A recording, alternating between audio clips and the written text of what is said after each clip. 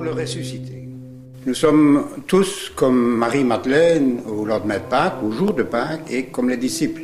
Il suffit d'aller en Galilée. Il n'est plus là, il est parti en Galilée, et en plus il nous précède, ça veut dire il est déjà là, il nous attend. Mais qu'est-ce que ça veut dire pour nous, en ce XXe siècle, aller en Galilée? Notre Galilée, où est-elle?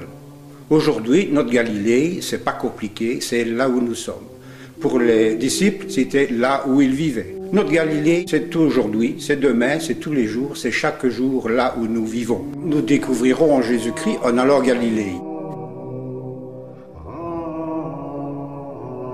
C'est évident qu'en approchant les Écritures, en travaillant les Écritures, nous approchons, nous voyons quelque part Jésus. Une autre façon de le voir, c'est l'icône.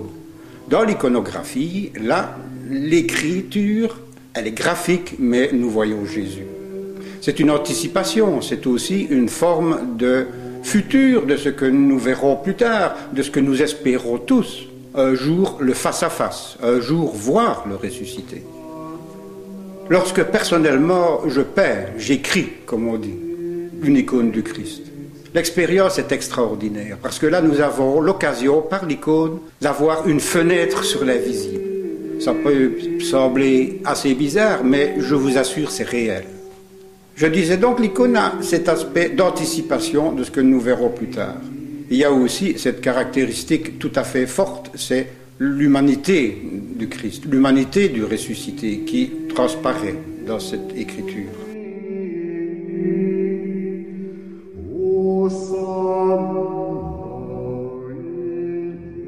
Il y a quelques années, vivait en Sicile un moine du nom d'Épiphane.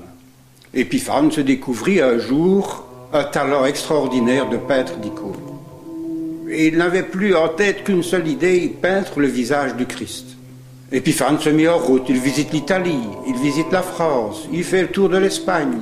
Le voilà qui passe en Allemagne, il passe par la Wallonie, il passe en Flandre. Pas possible de trouver un visage, un modèle qui, à la fois, aurait pu représenter la joie, la souffrance, l'humanité, la divinité, la mort et la résurrection. Fatigué, il rentre au monastère et il y a un jour qu'il rêvait, qu'il dormait probablement sur l'idée du psaume « Seigneur, je veux voir ton visage ». Un personnage lui apparaît et lui fait revoir comme ça toutes les personnes qu'il avait rencontrées pendant ses voyages.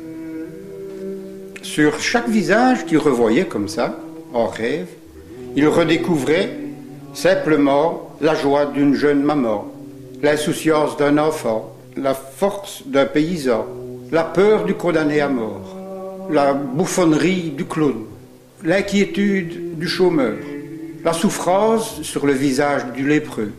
Lorsqu'il se réveilla, Épiphane se mit au boulot. Il se mit à écrire une icône. Un an plus tard, terminée, il la présente au père abbé. Celui-ci était stupéfait. Il n'avait jamais vu une icône d'une telle qualité, d'une telle profondeur.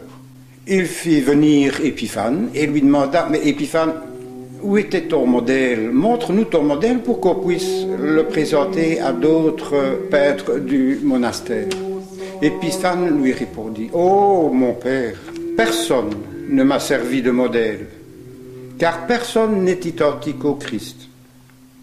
Mais le Christ est semblable à tous. Ne cherchez pas le visage du Christ sur le visage d'un seul homme, mais cherchez en chaque femme, en chaque homme, un fragment de l'image du Christ. » À nous maintenant de découvrir chaque jour, aujourd'hui, demain et tous les jours de notre vie, les images du ressuscité.